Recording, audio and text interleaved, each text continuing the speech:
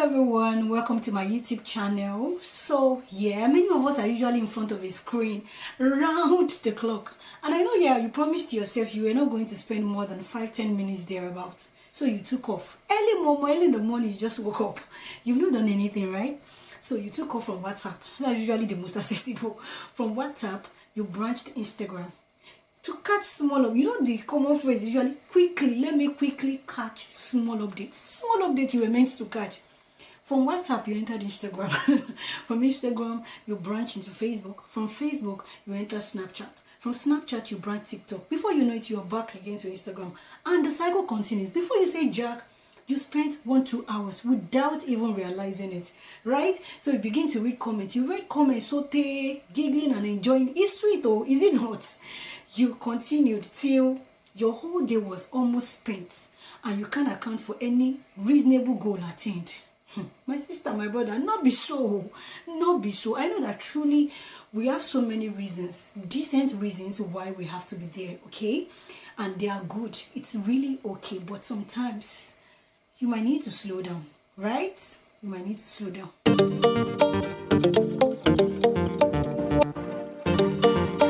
I'm going to be considering the topic screen addiction. I will look at the definition, the signs and symptoms, how many hours or how much hours is screen addiction, how do you cut back on screen addiction, and possible potential effect of screen addiction and the complications, right?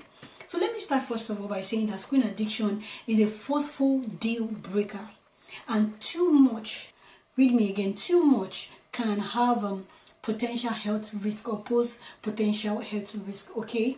So if I say too much, that's a relative term, and what is too much for me, what I consider too much, might not necessarily be too much for you, right? You're already entangled, right?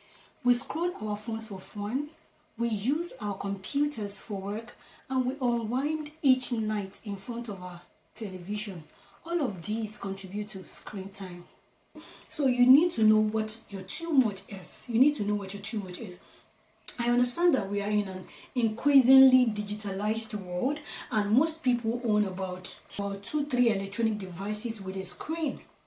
I also understand that it is quite impossible for us to be totally or entirely free from the use of screens, especially with its importance to work and school. However, we need to understand that too much screen time can have serious implication on our physical, social, and mental well-being, right? So let's talk about the signs and symptoms now. How do you know you are you beginning to worry about your usage? Some symptoms include having intense urge for the screen or video games, even though you know you can afford it, right?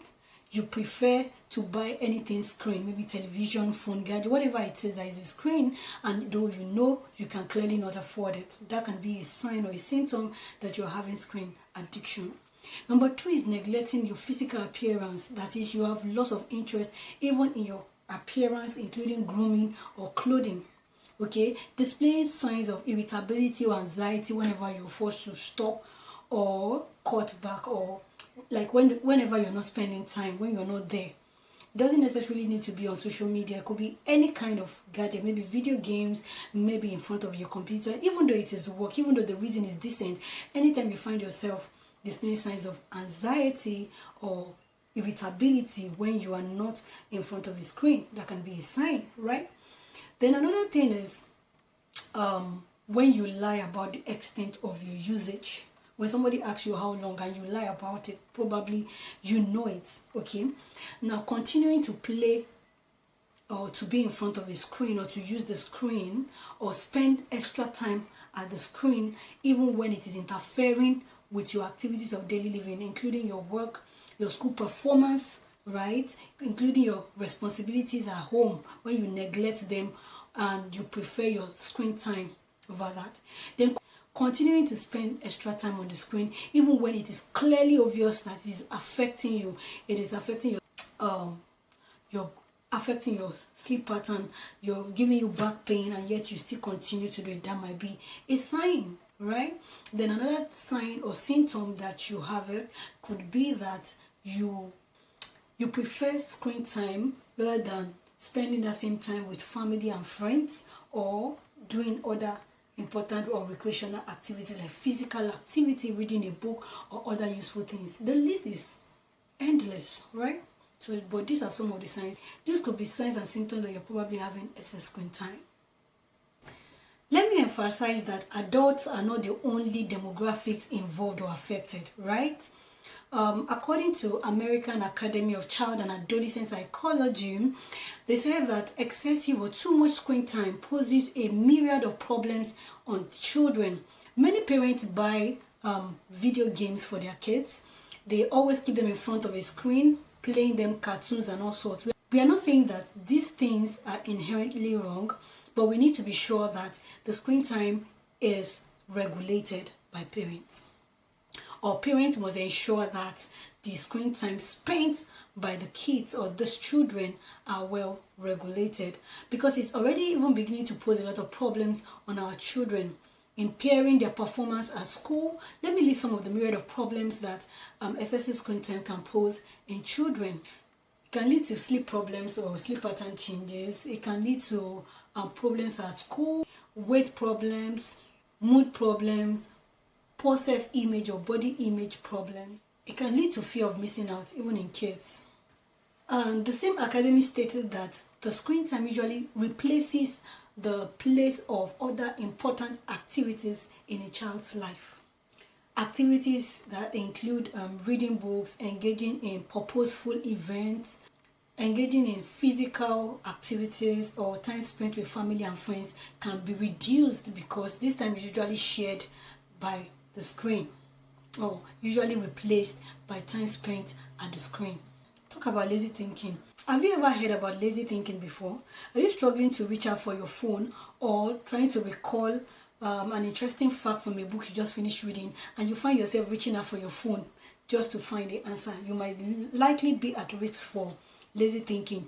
A study also states that there is a group of people called intuitive thinkers and analytical thinkers. Analytical thinkers would most likely like to puzzle over a question to find the answer before reaching out for their phones, while intuitive thinkers are more likely to rely on their phone to get an answer or find an information rather than doing the thinking on their own. Those are some of the contributions or contributory factors of excessive time spent on the screen. It makes you lazy in your thinking. Things that ordinarily you can think about or you can figure out quickly becomes a tug of war, right?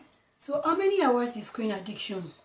A study conducted in 2017 stated that people who spend more than 6 hours in front of a computer or TV outside of their school or work responsibilities are considered to be addicted and can pose serious health risks. So if you spend more than 6 hours thereabout, and what you're spending time on is not related to your work and is not related to your school, you are likely to be addicted already, according to a research conducted.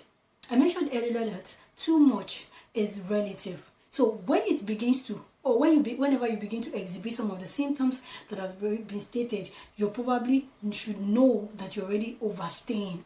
You're already spending too much time. You probably should figure it out that is already too long an hour. That could be for an hour, that could be for 2 hours, right? But you might not necessarily have gotten up to that stage before you even start posing symptoms. So you should do the defining yourself. I think you should figure out the definition of the number of hours yourself based on how the kind of signs, and don't wait to start getting the signs right, but I think you should be able to figure out when to call it quits.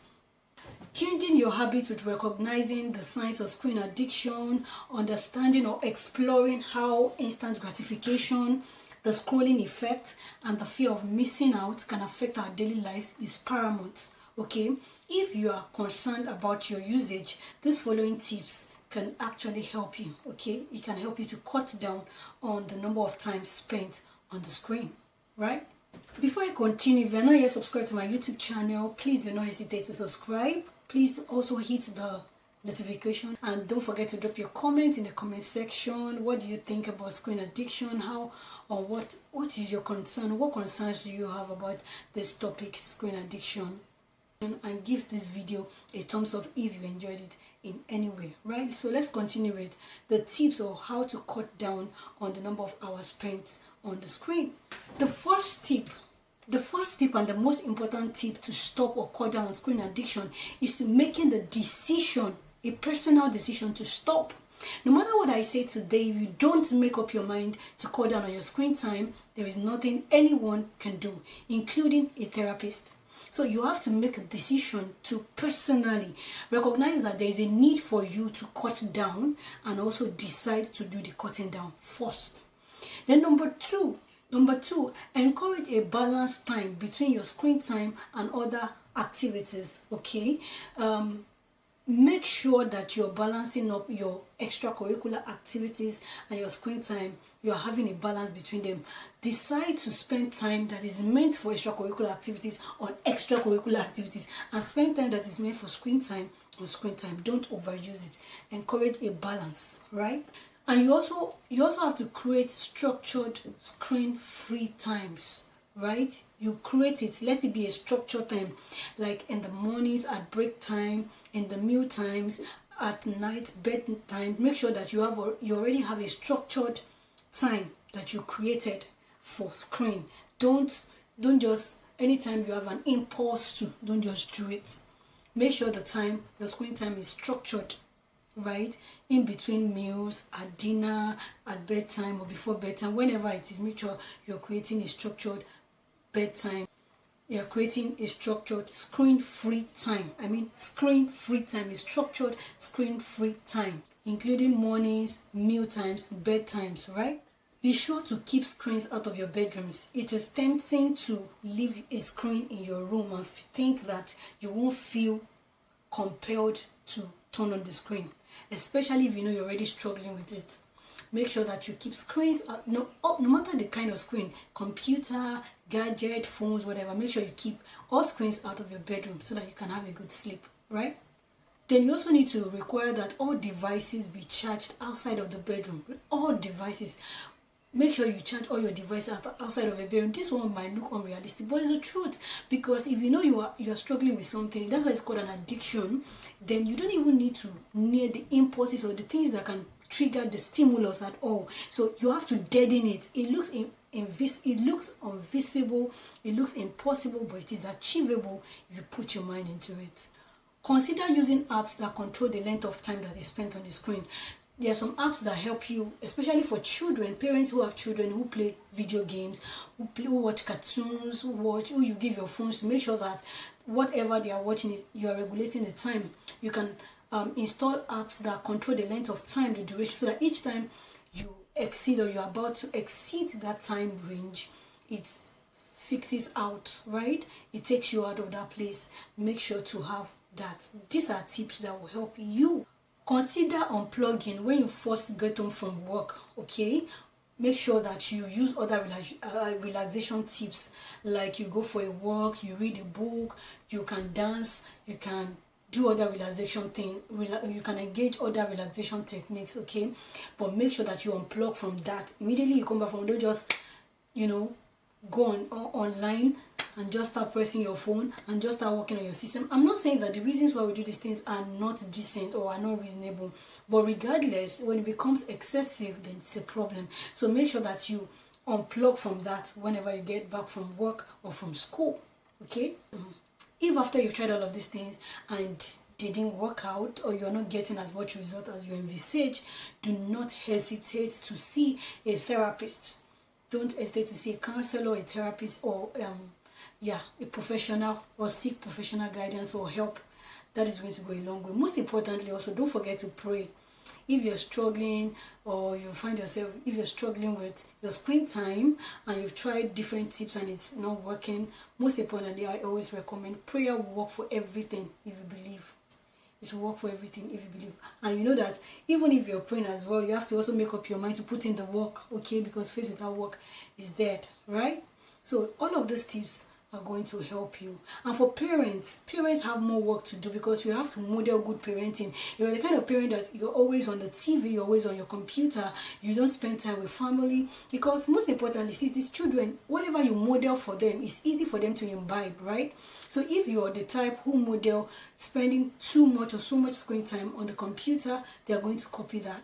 They are going to copy that. There's nothing you can do about it. So don't forget to model what is right, what is decent, what is appropriate for your kids, because research states that addiction amongst children has become increasingly on the rise, and we need to really watch it. We need to really watch it. So let me talk about, finally before I run off this video, let me talk about the complications or the potential side effects of what excessive screen time or screen addictions can pose to an individual's health. Okay, complications of screen addiction. There's something called screen dependency disorder, and screen dependency disorder has a cascade of events. It's a serious issue, okay, and it depends. There are so many cascade of events that are compiled under screen dependency disorder. So you need to maybe check it out, right, so that you can have an in-depth or more understanding of what I'm talking about. But beyond that, we have the weight gain, obesity, neck and back problems, because of course you have to sit for a very long time in a particular, maintaining a poor posture, right? Okay, it has been linked also to violence. It has been linked to poor sleep or insomnia. It has been linked to poor performance at work and school, especially for children, right? It can impair their school performance, right? It has also been linked to eye strain or eye problems. It has been linked to anxiety, depression. It has also been linked to loss of social skills. It has been linked to less time for play or recreation, like because useful time that is meant for socializing is spent on the screen, and a list of many other things. So, behavioral disorders, threats of suicidal threats can lead to loneliness, fractures, can increase blood pressure, and ultimately it can even lead to death because it causes brain damage. Okay, it gets to a point where it affects psychological or the mental health of an individual, and at that point there's a section of the brain that's already impaired or damaged, and eventually that can ultimately lead to death if it is not checked. These issues are major complications and they are serious issues, and I hope that we will not wait until it gets to that point before we start doing the right thing. Parents should try as much as possible, like I said, make ground rules and enforce them with the use of devices. If you have kids who you think are spending too much time on the screen, make ground rules, enforce them, okay? Know and control what your child watches, check the content, use apps that control, and use parental, there's something I think they call it parental policy or something like that, that checks what, or you put a control over what your child watches, right, and when they watch it. So I think parents can do that to help their children as well.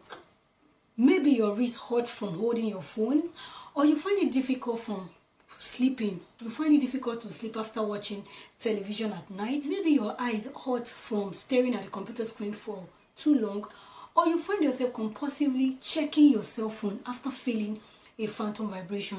Whatever the reason, it should be clear that too much screen time poses risk to your health.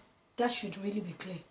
It can actually be a symptom that you might be spending too much time on the screen. And I hope that you learned so much from this video, and that you also use the information that is shared to help yourself and also help somebody that you know will benefit from it. Thank you so much for your time, and thank you for sticking with me to the very end. I remain Peace Ogorobi, and I'll catch you in my next one. Bye.